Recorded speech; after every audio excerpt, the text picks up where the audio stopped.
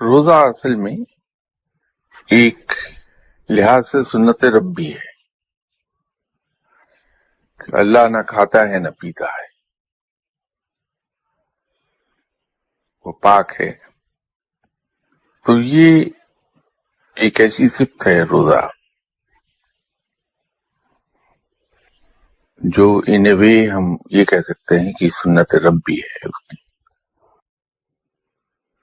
اسی لیے روزہ رب کو اتنا عزیز ہے، گرچہ ہر چیز کا اجر، عبادت کا اجر ربی کی طرف سے ہے، لیکن کسی اور عبادت کے بارے میں رب نے یہ نہیں کہا کہ روزے کا اجر میں خود دوں گا. یہ کسی اور عبادت کے بارے میں نہیں ہے ماں سوائے کہ روزے کے، کہ روزے کا اجر رب خود عطا فرمائے گا.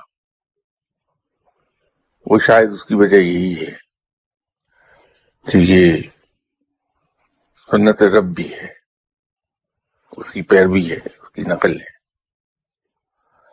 اسی لیے روحانیت میں یہ بات کہی جاتی ہے کہ روزہ توحید کی طرف لے جاتا ہے،